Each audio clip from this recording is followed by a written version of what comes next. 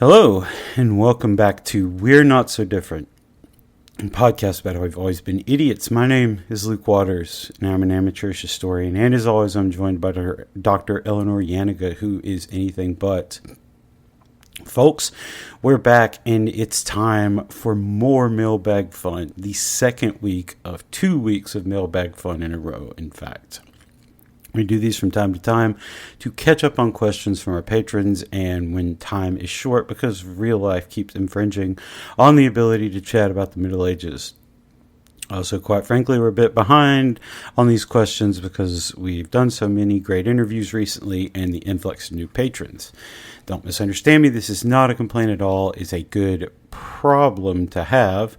It's a good problem to have so many questions. Hell, we'd love to have even more. It's just that we have to uphold our end of the bargain, which is what we've been doing for these 2 episodes. We're going to give you a brief peek behind the scenes into how the sausage is made here at the Podcast Factory and let you know that we're recording all of these questions at once and splitting them into 2 episodes due to travel this week. You might even remember this intro from last week's episode. Also, it's an excuse to do one big Patreon plug because you can have your questions answered or listen to the episode we just put out on Elden Ring or any of our other bonus episodes or join the Discord or what have you. Patreon.com/WNSDpod. $5. You guys know the deal. Anyway, enough about the Podcast Factory. And just as a note, next week we're starting a short series on the English anarchy, what with all the House of the Dragon returning, and this part of George R. R. Martin's background lore being based on the English anarchy and all that. So, you can look forward to that. For now, however, back to the mailroom. Our first question comes from Shiloh, and I'm excited for Eleanor to go off on this. Shiloh says, I'm curious about Dr. Eleanor's take on the move to not refer to the English as Anglo-Saxon. It seems like there was a big, loud push a couple years ago, and now nothing. Or I'm just not on Twitter anymore, so I don't see it. I'm on Twitter, and I don't see it, but I'm also not on Anglo-Saxon Twitter or whatever. Yeah. So, Eleanor, what's the deal? Well, I think that we're in the maintenance phase. Okay. Is the thing, right? So those of us who care about these things, more particularly, we're just like, I don't really feel like yelling about it on Twitter. I just do it, right? Yeah. So I say things like pre-Norman, early medieval England. A lot of the time I don't need to refer to this group of individuals anyway, like that's kind of like made up anyway, because it's like, well, if we're talking about Mercians, I'm talking about Mercians. If I'm talking about Northumbrians, I'm talking about Northumbrians. And they're that's like, okay, well, that's the heptarchy. Then right, like I'll say things like that.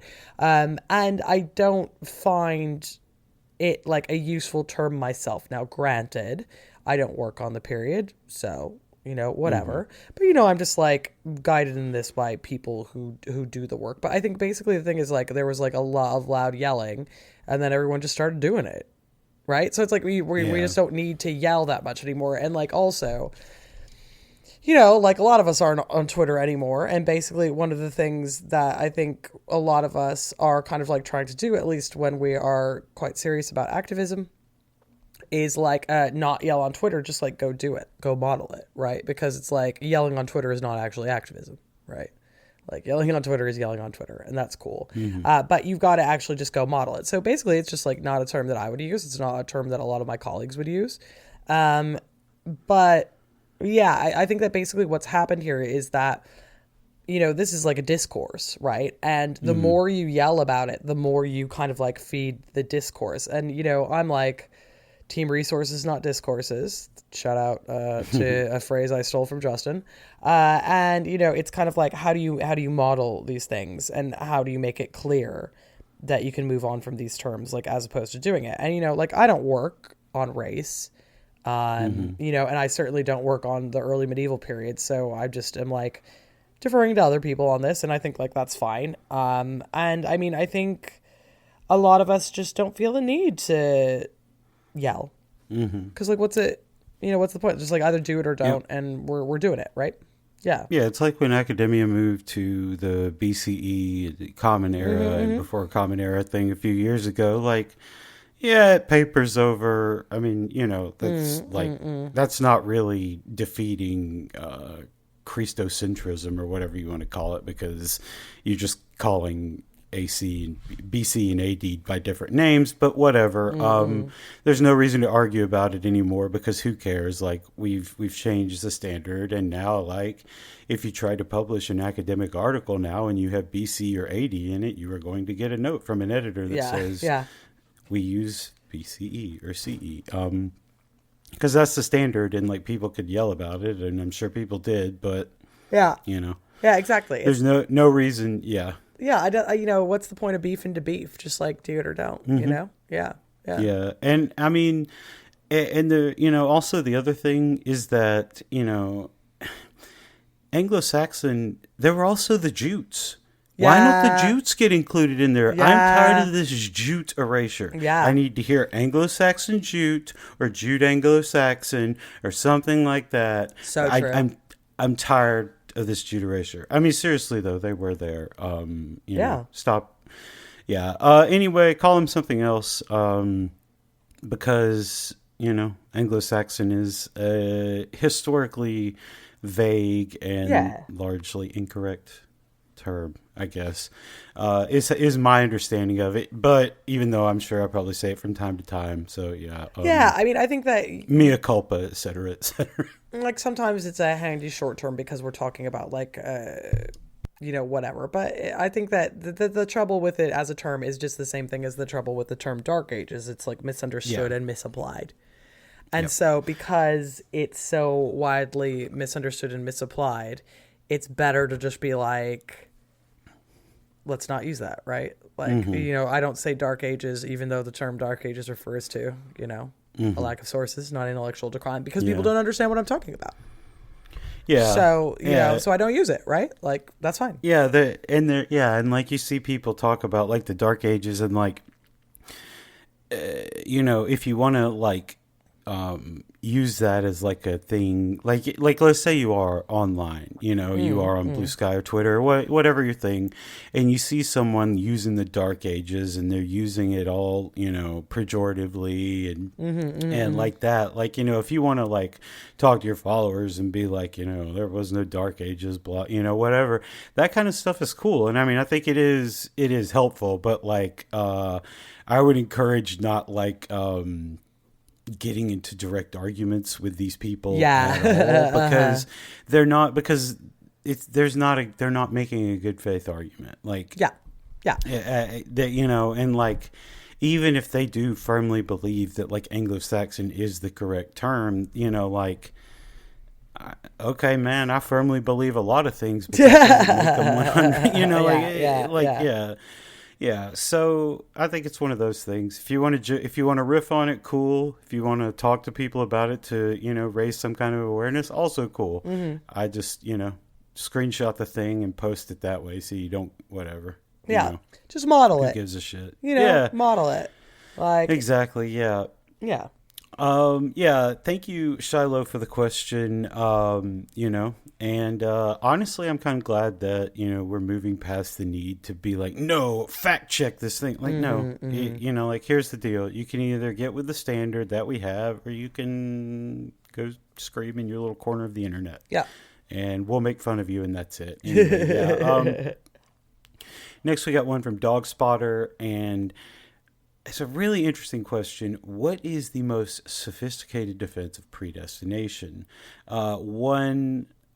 Obviously, there are a ton. One hard thing that I bounce off of is, what do you do with sinners who are obviously going to hell? An easy example is premarital sex. Is there a mechanism to get back in, or would the person be written off forever? What was the plan for people who eventually, obviously, fall from being sweet, perfect baby angel children? If they're going to hell, what's the reason for still participating other than we'll kick you out? Good luck with those people we've been killing. Of course, happy to be told the premise is wrong, but having been a godless Californian, I don't really understand how social cohesion was retained once enough people were considered likely damned.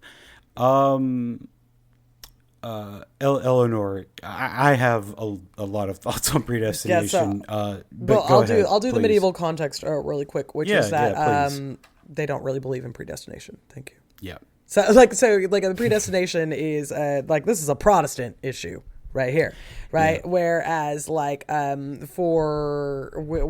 the medieval understanding, no one is predestined to fucking do anything, right? And everything is really very much based on what it is that you were doing. Now, yeah, there are certain things that will make you kind of go to hell, like premarital sex. But having said that, they don't think that you're going to hell forever.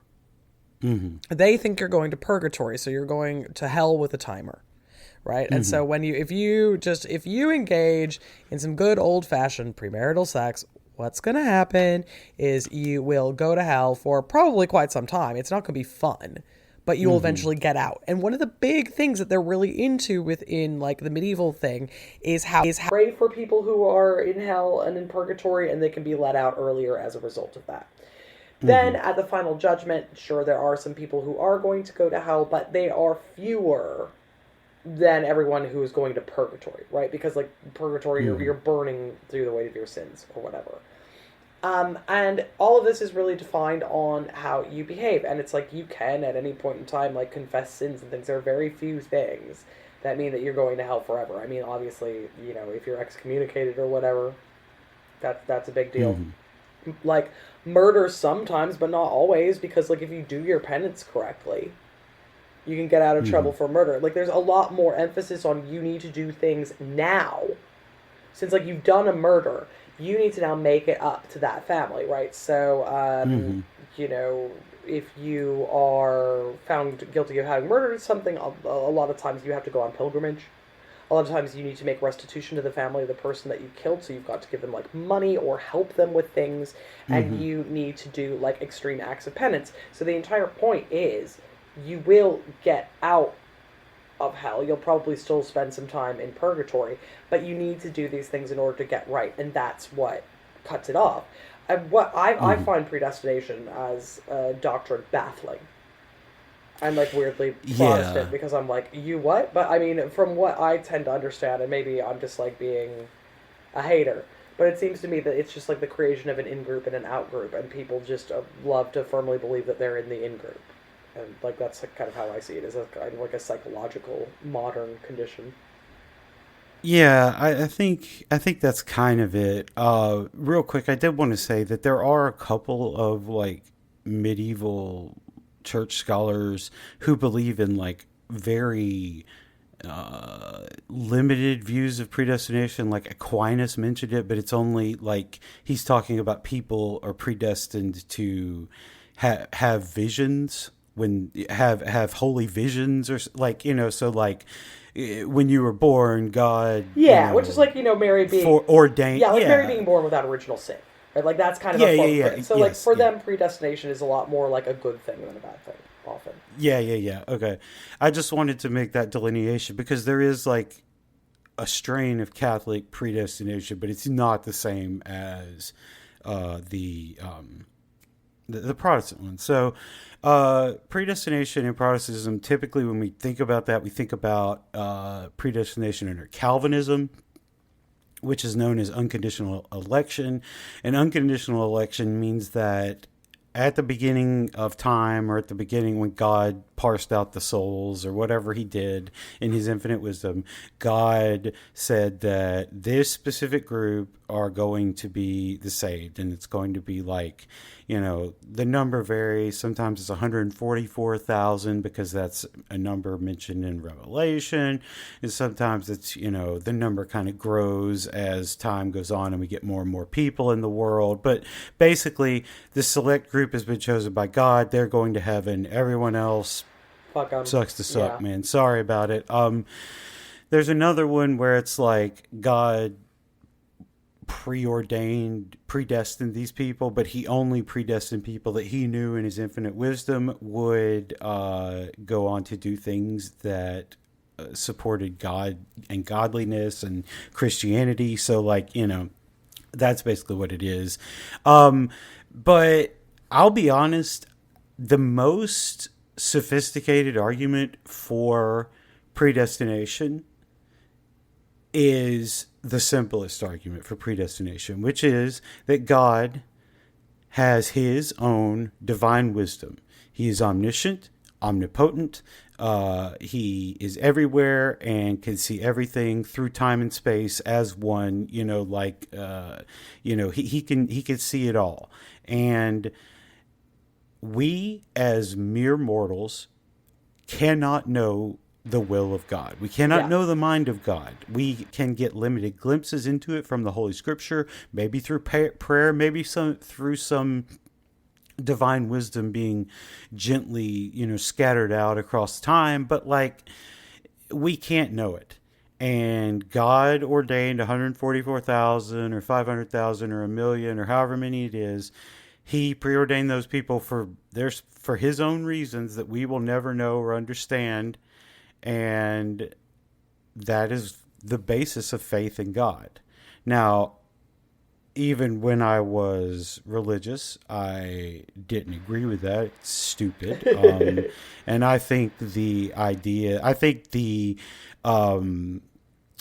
critique, which has been around since this started, that the God of predestination is basically just like a kid burning ants with a magnifying glass, is essentially correct. I think that's what is happening.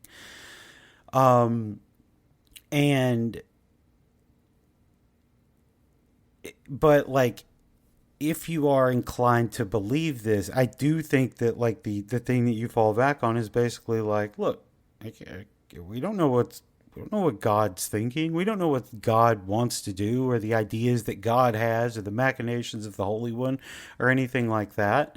And he saved these people. And I think the reason that Calvin invented this is because he was trying to find a way to get the social cohesion that the church had, and not only the social cohesion, but the cudgel that it had to keep people in line as well, and give them this purpose. Because the thing about being if you are a Calvinist, if you believe in predestination like this, is that you don't just say, well, fuck off. Maybe I'm not one of the saved. You say, I'm going to act like I'm one of the saved. I have faith that I am one of the 144,000 or however many people it is.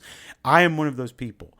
And I'm going to go out into the world and teach and preach and do all this sort of stuff, and live as if I have been doing that. And at the end of my life, I believe that I will be rewarded, not because of what I did, but because God had the foresight to elect me. And it works in Geneva, and 1620 or whatever it is, but that's not he obviously didn't understand the superstructural nature of the religious social order of the Middle Ages. It wasn't something that could be reproduced with this kind of weird out there belief that set them apart. That's not stable. You have to have firmer control over the whole thing, and obviously they never would. And it's God burning people with a magnifying glass. To me, it's baffling. I get why Calvin did it. I get what he was trying to reproduce, the social effect he was trying to reproduce with it. But, if you're not a miserly Protestant who fucking hates all fun and everything else, it just seems to confirm the worst ideas that you have about God. Why do good things happen to bad people? Why doesn't a just God fix this? Why is the world so awful? And you're just fuck it, I'm done with religion, or I'm moving to some much less hardcore version. Yeah, It's totally. Yeah. Anyway, predestination, stupid. In my opinion. It's not particularly sophisticated, I would argue, but hey ho, Yeah. Yep. Yeah, exactly. Dog Spotter, thank you very much for the question. Next, we have one from Dog God, who says, could you talk about conception of mental illness in the Middle Ages? We hear a lot about how it was often perceived as demonic possession, but how true is that really? Did they consider, quote unquote, madness to be a medical problem from unbalanced humors or something else entirely? On the flip side, to what extent did they interpret religiosity and divine visions as products of mental illness rather than genuine religious experiences? Okay, so this is a really interesting question. And one of the reasons why we mainly associate madness with demonic possession is because of the sources that are available to us, right? So a lot of the sources that specifically deal with conceptions of madness are often religious in nature. They're often hagiographies. So they're going to show mental illness, as we would say, madness, as they would say, as demonic possession a lot of the time, because it's often recounted in saints' lives, for example. So, like, saints manage to demonic possession people, and then they become well. The flip side of this is sometimes we see the idea that mental illness, as we would say, is not necessarily demonic possession, but it's as a result of your own sins. So people will say, like, who will be kind of like yelling ecstatic visions about how they're being like tortured by demons and things like that. And people will say, this is a result of like their own sinful their own sinful nature, and it is kind of like coming out, right?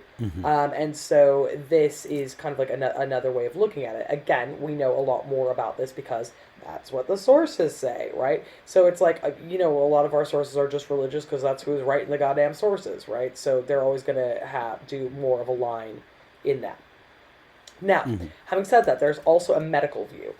Interestingly, the religious sources are often quite like specifically anti these. So they'll be like, and then this person was acting mad, and then a doctor was called, and they actually just made it worse, and then the saint intervened, right? But we do have examples where people talk about how to treat madness, and I have a bit of one today, which is called On Madness. It's from around 1300, and it is written by Ortloff of Beierland. And so he very specifically says that like madness is something that happens as a result of illness. So he says, if a man goes mad during an illness or after a bettering of the condition, it is sometimes from a tumor in the head, other times from excessive heat and vapor that remains inside him. If it is from a tumor, then you should find that his urine is pale and thin, and the patient continually has a strong heat, and he has an appearance with frightful eyes and is totally mad. If, however, it is from unclean vapor, then his urine is not as white and not as thin, and he does not have so great a heat nor such a great madness. So, right, there's a diagnostic tool here, which is like, again, looking at the general things that we would expect to see within humoral theory, right? So basically, he goes on to say, you place a sick man in darkness, and others should speak a little to him so that he does not become even more mad. You take vinegar and salt and rub his hands and the soles of his feet with it. Then there's like, you can feed him mallow and marshmallow or linseed, fenugreek, and a little salt, because they say that like they are often constipated. And so it's like a constipation recipe. Basically it's like you do suppositories, you bathe them, you put them in quiet places. Sometimes if it's a tumor, they also recommend actual surgery.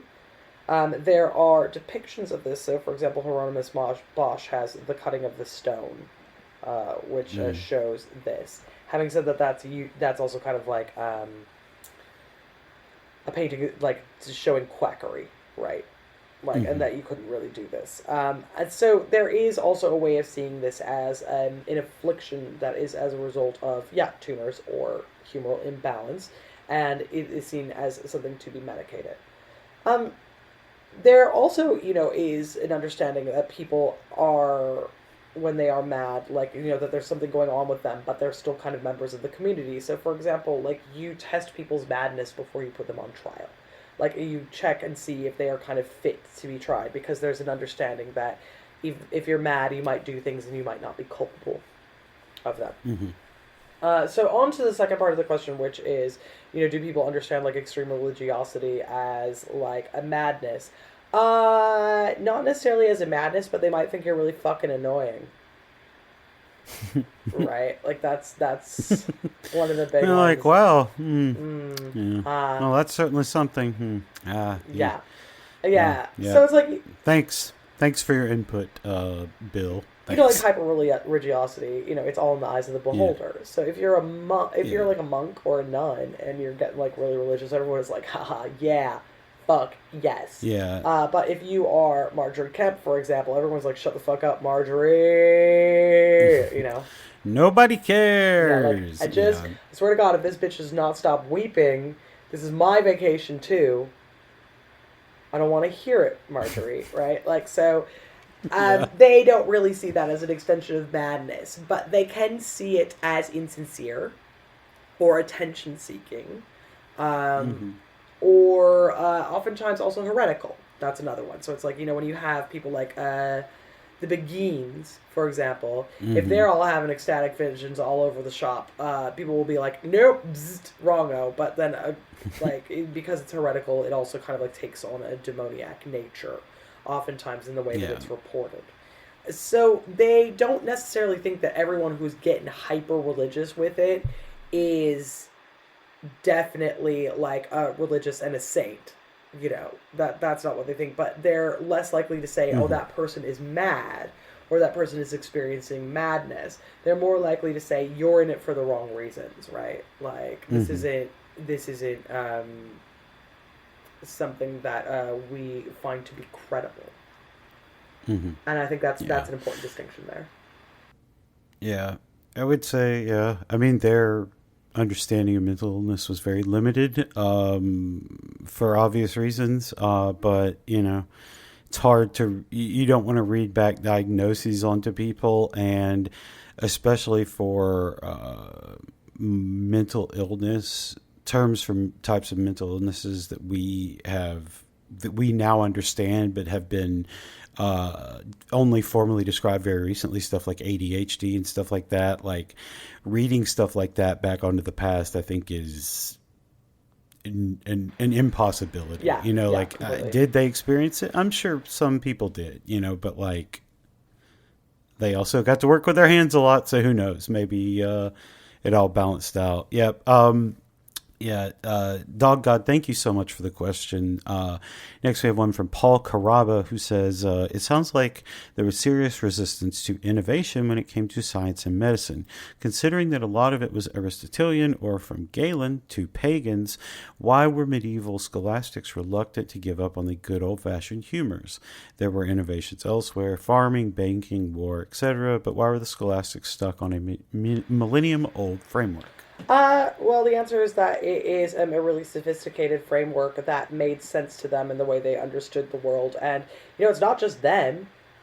Like, it Mm-hmm. doesn't go away until we have germ theory. And germ theory isn't widespread until the 19th century. So, Late 19th yeah, century, like, yeah. there's a long motherfucking time when people are believing in humoral theory, right? Mm-hmm. And it's because it's sophisticated, right? Yeah. It makes sense if this is kind of like the way that you divide up the world. And fundamentally, yeah, like it is.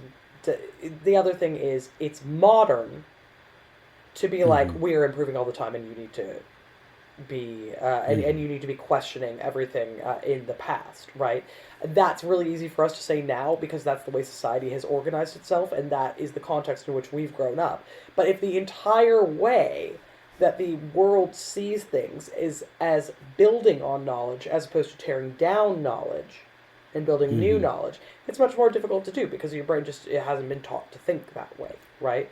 Um, Yeah. and you know, indeed, I think that we are beginning to see. I would say now, like not necessarily within the medical field, but you know, it happens to it as well. We're seeing some of the limitations of that now, right? So, like, Yeah. our real desire to kind of like, you know, just tear everything down and start again is, you know, very linked. I would argue to, for example, like capitalism, and we're seeing real Mm-hmm. big issues with it now. So, for example, like this entire thing with AI, where it's like, just fucking do it, put it in there, and it's like this is dog shit and doesn't actually do anything. It's like it's new, so you need it, right? And it's like and Yeah. it's a new technology, and you need it, and they don't have that now. One of the other things that allows um, the humoral theory to continue is that they are all also doing medicine that is based on like what they see and what is evidential, Right? There are treatments for things that they can see work, and then they do them. Right? Like they can see that it works to wash out wounds really well.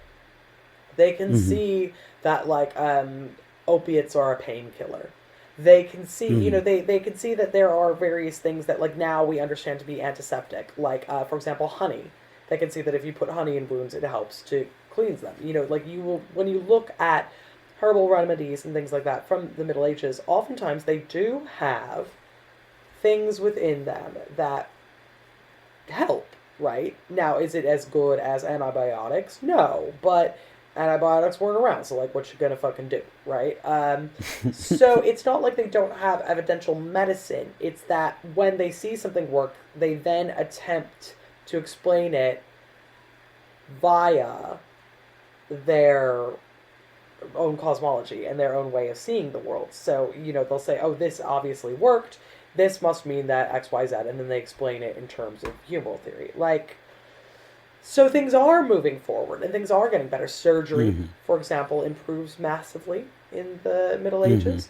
And things of this nature. So medicine does improve over time. You would always rather be treated by a physician in, 1378 than you would in like 870. But, it's just, it's a big ask, and it's one that makes sense to us now because of our own context, but we have to, like, treat people with a little bit of kindness, Yeah, I think a good way to think about it for me is that, like, their system is backwards to us. It is, and I would never want medieval medicine done upon me. Please keep it away, as far away as humanly possible, in fact. But like they were working within the system that they understood to be the correct one based on the observations they were able to make at the time, like in the same way that of what we are doing with germ theory. Like, it's taken as read now that you're supposed to wash your hands, but the first doctor who suggested that got laughed out of the profession. They put him in a fucking loony bin, literally. Once we build these new systems, there's a process where we have to build and build and build and build until we get to a point where we understand that, like, yeah, we need to wash hands. Yes, you have to clean wounds like this, like you can't do X, Y, or Z. And, like it's better to do this kind, we use some kind of anesthesia for surgery and stuff like that. And it's just like, that is, those are the improvements. Totally. I just think that, I just think that they have like,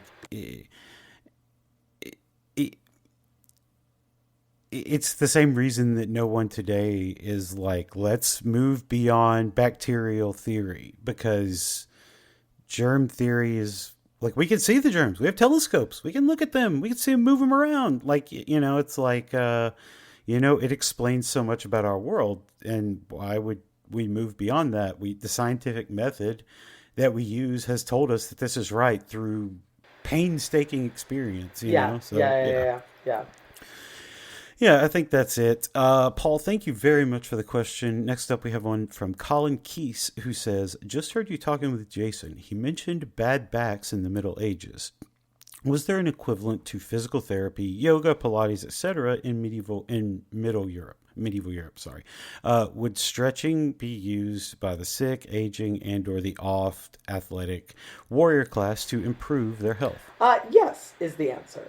And we do see that medieval people have an understanding of the benefits of exercise, right? So stretching is one of the big ones. So you see like a lot of emphasis on stretching, like legs, arms, and shoulders. Sometimes you will also see them recommend hanging from things. So kind of like as a way of moving your muscles around. So like just kind of like doing hangs off of bars. Yeah. We also see a lot of swimming get recommended for if you have messed your back up and that kind of a thing. But they have different ways of talking about exercise, obviously. So they have like various categories. So one of them is a strong or violent exercise. And this is stuff like delving, carrying heavy things, standing and holding. We had we hadn't yet invented trapezoidal Yeah, weights for exactly. people to go hip ho. Yeah, A yeah, lot of like standing there with your arms out, like so, like okay. standing like with your arms and legs as far as you can, and like standing there, right, and like holding things. Um, you also have stuff like what they call swift exercise, so like running. Mm-hmm. Like standing on your tippy toes with your hands in the air. That's a big thing. Mm-hmm. Um, like doing kind of like weights, just like smaller weights and Mm-hmm. moving those around.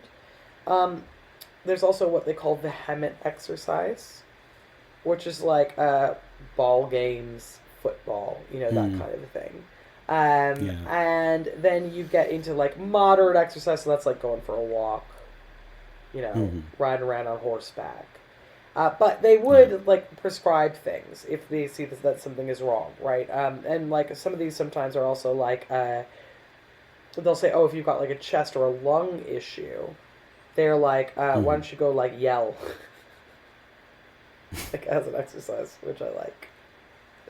Uh, I I can see it. yeah, Like I'm not I'm not I'm not saying that it's it's the best idea, but I can see how you could get that. yeah. You got to stretch out those vocal cords, get them back in Like shape. a lot of stretching, basically. Like they Yeah. know about stretching, and some of the things that they describe do look a bit like Pilates. Like you need to stand and hold Yeah. this like Yeah. difficult position, kind of Yeah. deal.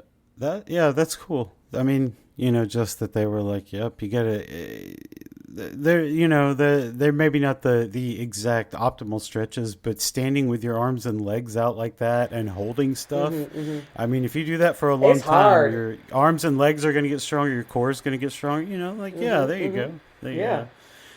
Yeah, the first guy who invented a pull up, man, the church must have thrown a fit about that. Like, no pull ups. The women are getting distracted. It's Stop too it. sexy, Stop. Put your shirt back up. For the love sir. of God, you don't have to do it with your shirt off. What is wrong? Yeah, Yeah, 100%, 100%. Colin. Thank you very much for the question. Next one we have is from Titi Ijan, who says he's asking a question here about Robin Barsalma.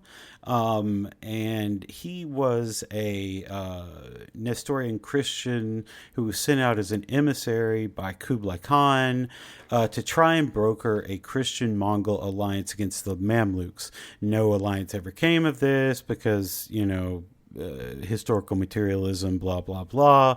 But his question is, what is it like for like the first Chinese tourist of Europe? Does he have to hide the fact that he is from this distant land with like, some religion that these people have never even conceived of hearing of? Does he have a frame of reference for Catholicism? Does he like Europeans? And could they have pushed out the Mongols if the Christians and the Chinese had gotten their shit I together? mean, one would have hoped that they would have done that, but alas Yeah. and alack. But yeah, so this is a guy I really like, Robin Barsama. I was actually did a video for the Crusader Kings people, which should be out in a couple months, and I was like big upping him because I think he's so fucking cool. Nice. So absolutely agree on this one. So yeah, like he gets like sent out, and he's like, also this is sweet because like I am a Christian and I want to see Jerusalem, right? So he's all like, beep Mm-hmm. beep beep, off I go. This is gonna be awesome, but it doesn't really happen, and he just kind of gets like roped into like being an ambassador because like Mm-hmm. he basically gets over to Baghdad and they are like, I love all of this. I see you're a Christian. I know where there's some more Christians. Can you like go on over there, right? Mm-hmm. And like, okay, so that's fine. He gets sent west, right? And he goes to Constantinople, and people are losing their shit, right? They absolutely love this. He gets to go to court. Everyone is like, this is absolutely fucking brilliant that we've got like a Chinese guy out here. We really dig this, right? So he's faded. He's absolutely like celebrated the entire time. They love it, Mm-hmm. right? Then he kind of like goes over to Sicily, where like he makes recordings of Mount Etna erupting, and he eventually gets up to Rome, and this is where things get tricky, because he wanted to meet the Pope, who was Honorius the Fourth at the time, but like Honorius was just like out, like he wasn't there, and so he's like, okay, well, I'm gonna like meet up with the cardinals or whatever. And everyone is like, oh, love to meet like a fellow Christian. What is it you said that you believed again? And like Nestorianism, yeah, huh? That's yeah, that's an old one. yeah, and like this ends up not being great. Now he's been around in Italy for a while. Like he meets Pope Nicholas the Fourth, which is cool. And they're like, oh yeah, like you can like lead Eucharist and stuff. That's going to be great. But then again, people are like, and he dips out. He has to like dip the fuck out because they're like, it's looking like it might be a heresy, right? And so he's like, I just gotta like go, right? Yeah. But he ends up going over to the court in France. And like he meets the King of England. Everybody's loving shit, right? So I mean, fundamentally, what we tend to see from like he eventually goes back towards the Middle East. He never goes back all the way to China. He like lives out his days in a monastery in Central Asia. But what this kind of shows us is that like people are fucking into it.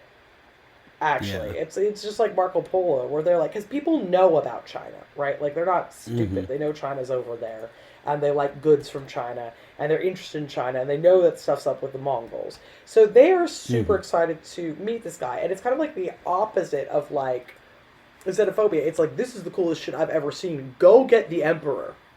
Like, go get him right now. Like this guy is from China. This guy has seen the Pacific Ocean. Yeah, right. Like, they're like, you need to call the king. Like the King of France is like right to the King of England, being like, got a Chinese guy down here. You got. I don't suppose you this got. This guy Chinese. And then the King of England's like, I'm coming down there right now. I am going to see the Chinese guy. Like they all dig it, right?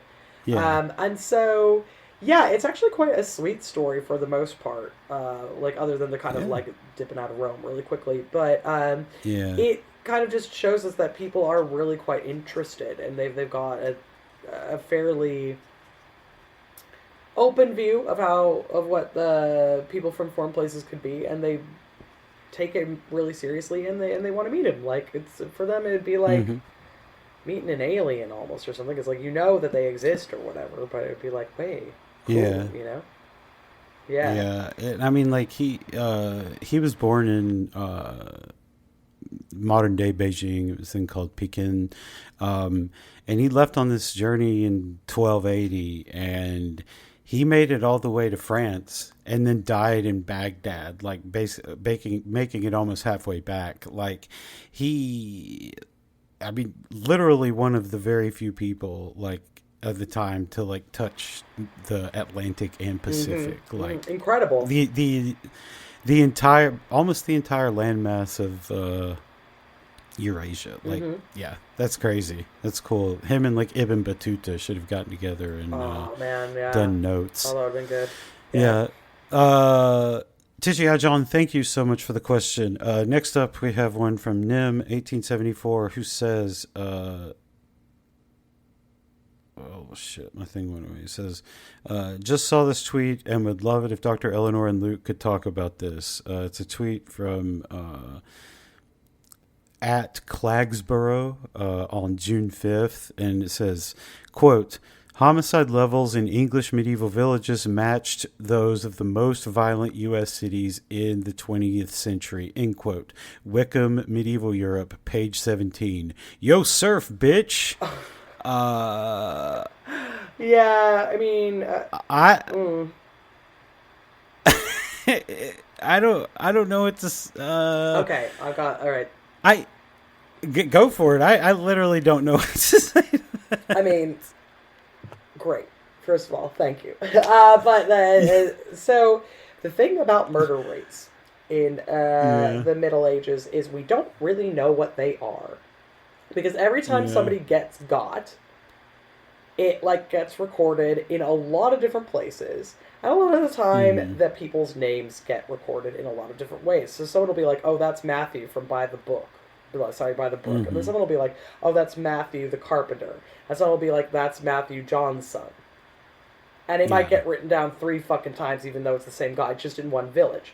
Another thing that happens is that, like, if you are anywhere near a city, oftentimes every single murder that happens anywhere around then also gets reported to the city. So it will get, like, if you live, you know, if you're in, like, outside of London, like if you're down in my neighborhood, you would get recorded in the village of Dulwich, but then it would also Mm-hmm. probably get recorded in London as well. And so this makes, like, every murder count for maybe 2 murders, and then sometimes 6 if you got, like, if the name got written down 3 different ways, right? And we don't have a way of checking if this is different people, right? And Yeah. we simply do not know what the fuck is going on with that.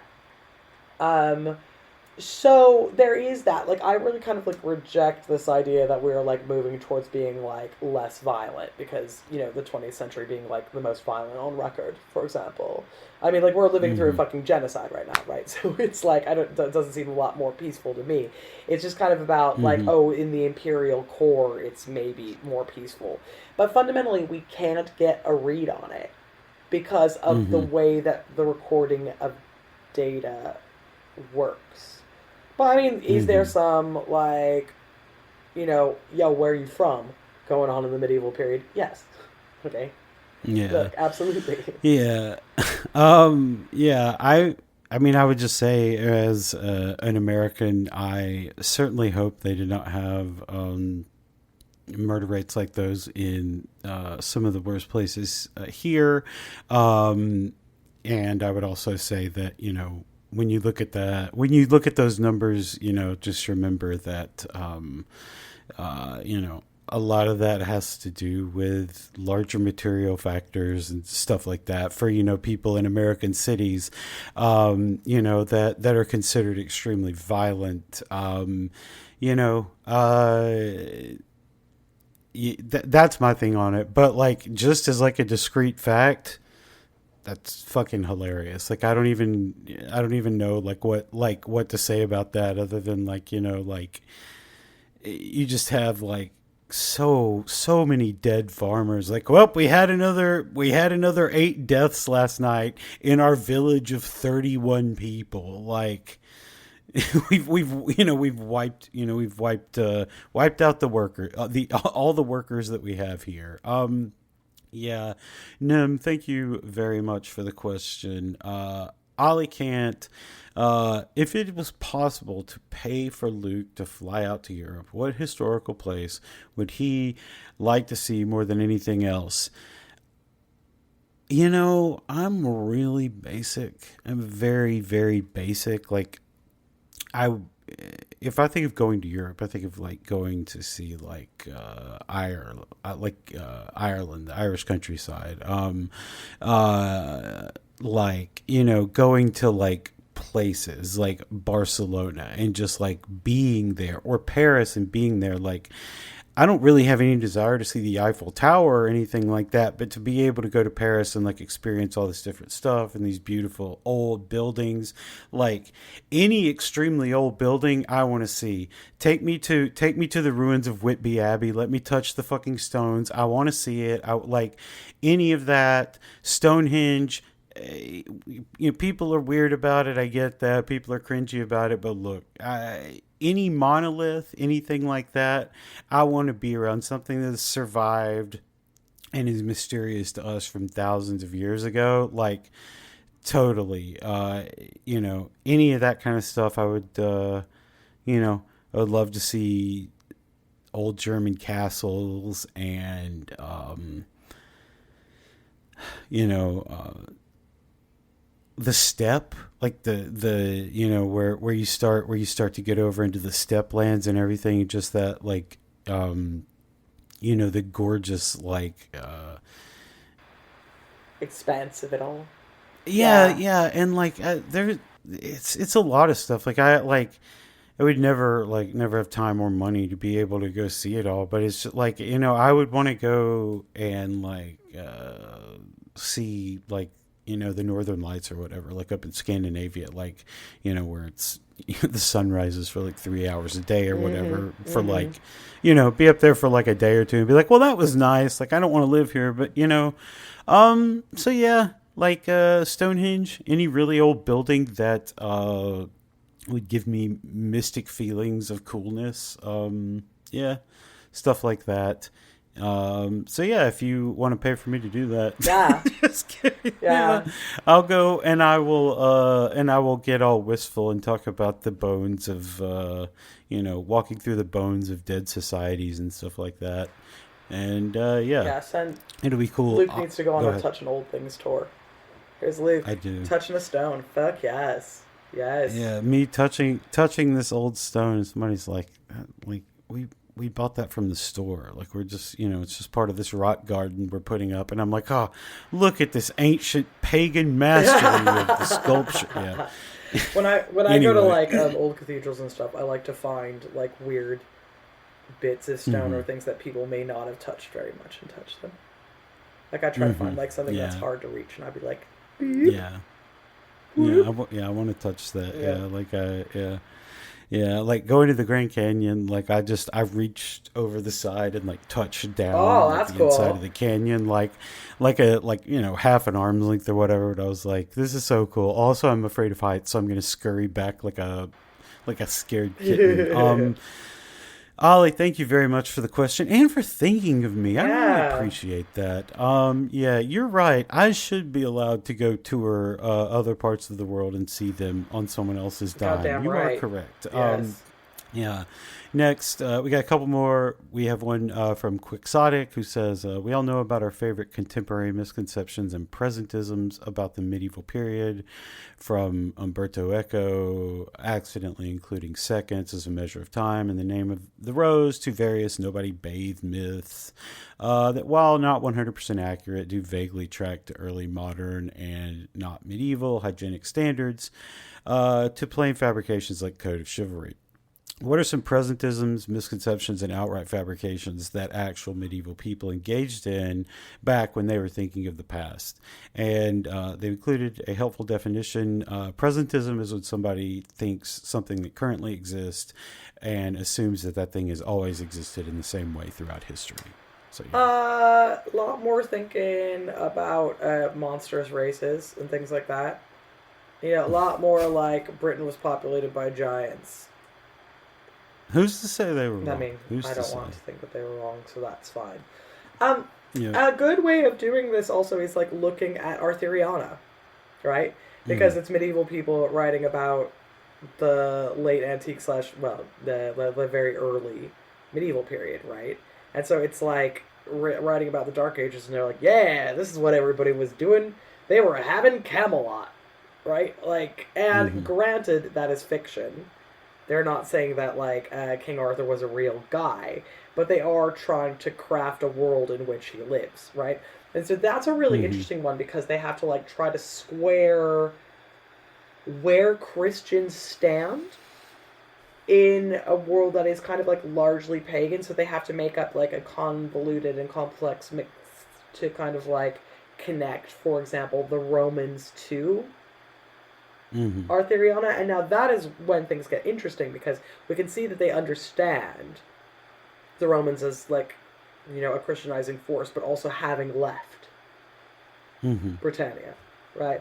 And then what springs up in its place eventually is Camelot, and then you have this pure Christian iteration of whatever. So that is a really, really good one there.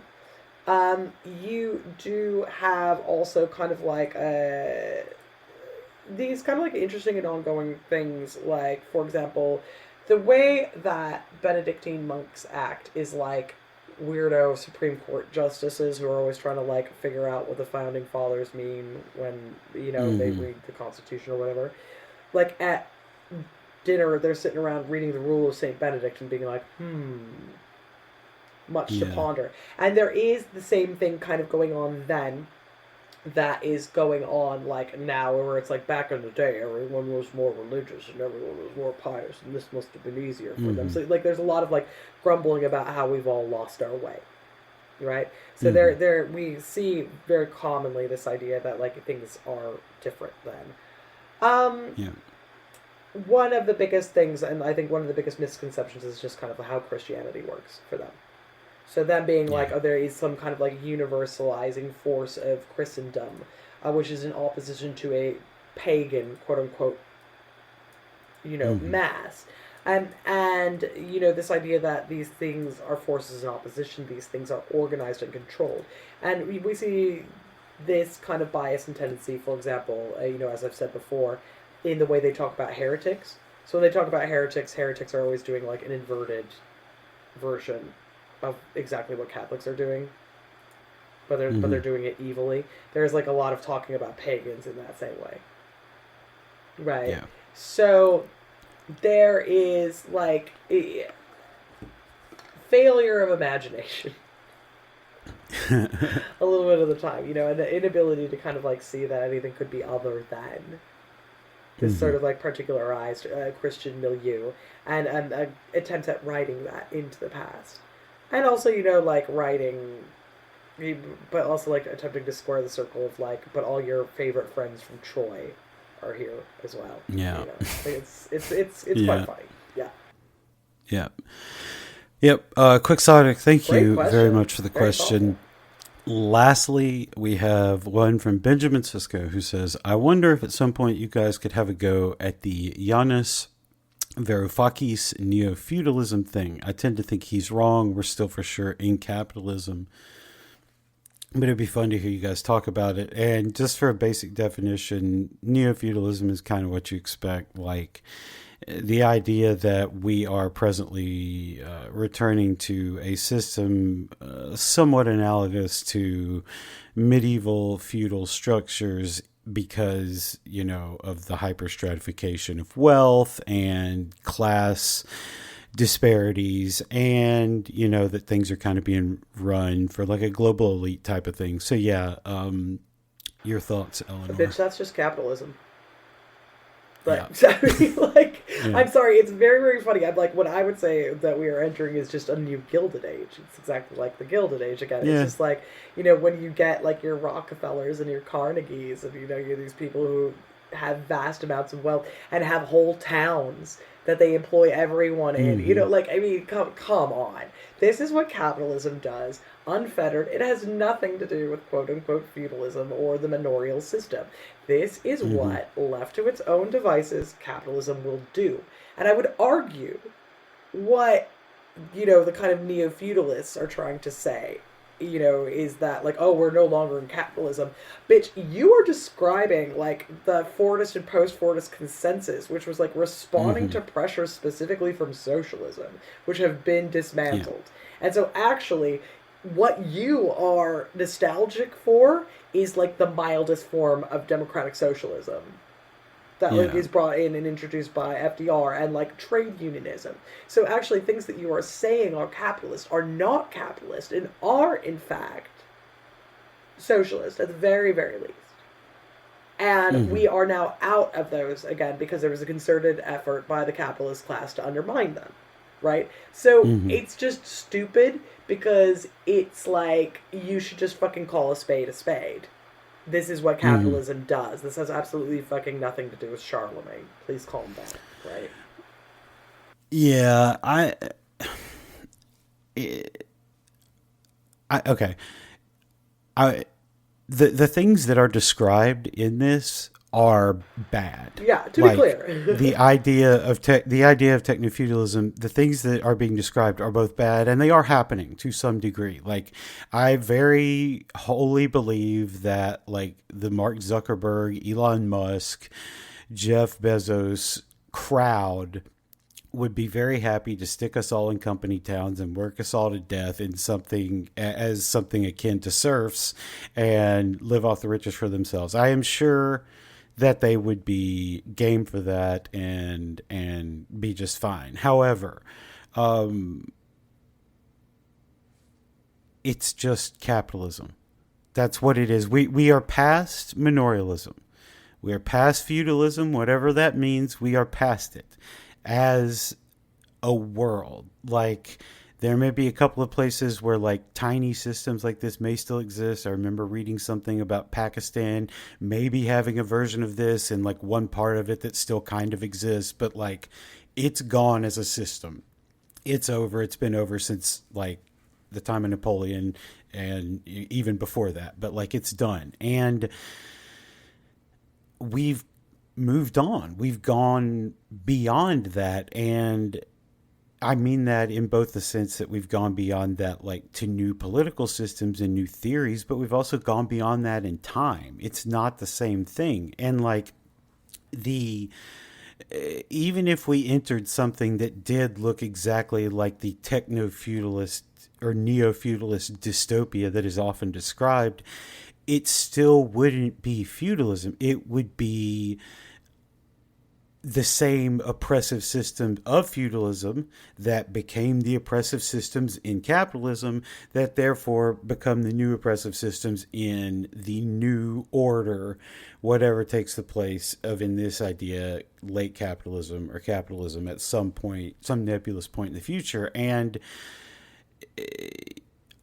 I mean, I guess you could call it neo-feudalism, but I think that conflates it too much with what was going on back then, and also completely leaves out the communal and social dynamics that were at the heart of the medieval systems of,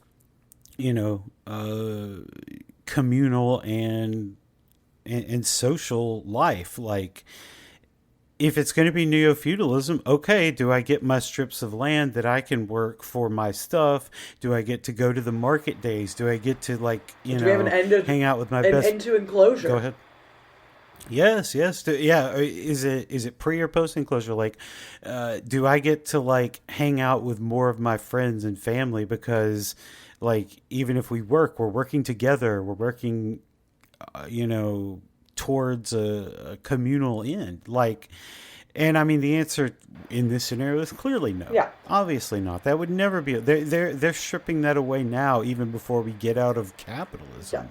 So, I mean, yeah. No, it's going to be something different. It will be oppressive in some of the same ways. Feudalism, serfdom were oppressive, but so is capitalism. So why don't we just call this neo-feudalism and the next one neo-feudalism? You get the idea. I mean, like, if I wanted to do a historical analogy for this, like, it doesn't, like, feudalism doesn't make any sense because, like, for all the reasons you just stated, plus feudalism also requires, like, as it's commonly understood, again, obviously we don't believe in feudalism around here, but it also requires Christianity.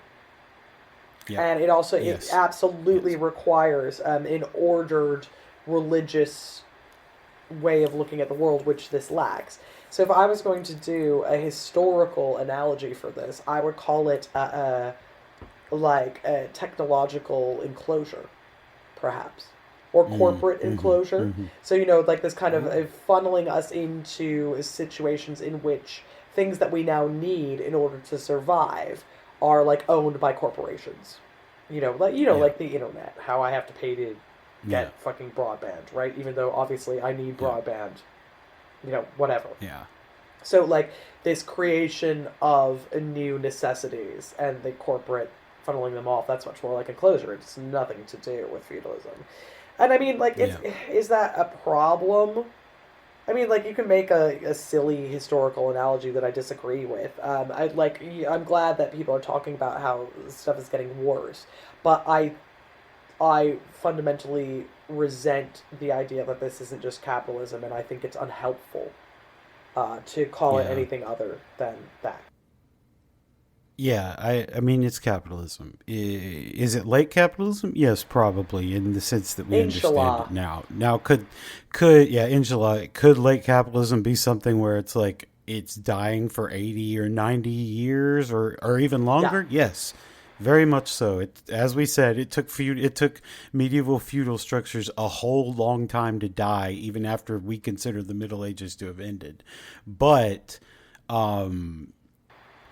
it's like that doesn't mean that. So like the Ancien regime, for example, Yeah. when the fall of that is brought about, you wouldn't say that it was medieval.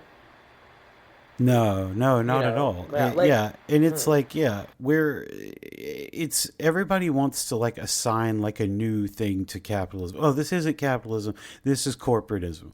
Oh, this isn't capitalism. This is neoliberalism. This is late cap. Like, you, as Eleanor said, you are looking to go back to some like imagined time in the past where uh, democratic socialism in its mildest form was practiced and things were a little bit better, even though at the time, the society was even more heavily segregated than it is now. We didn't have civil rights. We didn't have the Civil Rights Act or anything like that here in the United States yet. And it's like it was good if you were white. And I'm sorry, to be clear, FDR helped a lot of black people out, and that is the reason why he got huge black support in the 30s when he was getting elected the U.S. president. But like all of those New Deal systems were very highly segregated and mostly meant to keep black people out. Now they incidentally help black people because rising tides and all the ships and all that, but like so the thing that you're imagining, the thing that you're thinking of, this golden age of capitalism that maybe lasted like 10 years or something until until World War II or whatever, and we had to do the Fordist system. Okay. yeah, So yeah, this is a, I don't want to trade, like, it's the same shit. It's the same system of the small minority at the top hoarding all this wealth and proletarianizing everyone below them and wanting to work them as wage slaves. Like, that's not feudalism. Even if the future of the world is that, they basically put everyone in prison and make people work as like penal colony slave labor, like that's still an outcome of capitalism, not an outcome yeah, of yeah, manorialism, because they didn't have prisons like that then. They didn't have mass incarceration. They couldn't have that kind of mass incarceration. yeah, yeah. Yeah, that's pretty much it. Benjamin Sisko, thank you very much for the question. Very thought provoking. We appreciate We it. have to make sure none of that happens, whatever it's going to be called. We can work Yes. together. All of us. There are more of us, just like there were in the Middle Ages. The difference is now that we know about it and we have ways to communicate with one another. And even though social media shouldn't be your only activism, Yeah. I mean, it is kind of the reason that we know the truth about the Iraq War and invasion of Afghanistan and the stuff that's going on in Palestine. Right? It's like it's not good, but it also does give us some info, and we can use that info because people are struggling Yeah. and they need our help. I have a Yeah. So yeah. recommendation for if you're worried about this Yep. and feeling hopeless, which is I got a book Mm-hmm. recommendation, which is called Cool. "Everything for Everyone: An Oral History of the New York Commune," and it is kind of a sci-fi book, but Mm-hmm. basically it is a series of fake interviews, well, fictional interviews with people after the revolution that talk about like what happened in Mm. order for us to get to a good place, and it's very hopeful and nice, and it can help kill like your and all of our propensity towards capitalist realism. So I think that it's a nice little thing Mm-hmm. to do for you if you can get a hold of it. I recommend you pick it up. Cool. Yeah, that is going to do it for us today. Thank you to all of our patrons for the questions. Thank you everyone for checking it out. Again, patreon.com/WNCpod. Give us money. We answer questions and give you stuff to listen to at work or while you're driving or whatever. Yeah, Eleanor, what's going on with you? Yeah, so again, if you are in the UK, now there should be I count them, two episodes out of this Witches TV show I was in, which is called Saran Jones Investigating the Witch Trials. So you can go check me out on that. Over at the blog, going-medieval.com. Hopefully I should have written something by now. Jesus Christ. But otherwise, I'm on the socials at Going Medieval. You can find me there, and you can pick up my book, The Once and Future Sex, when you're buying Everything for Everyone. So, do that.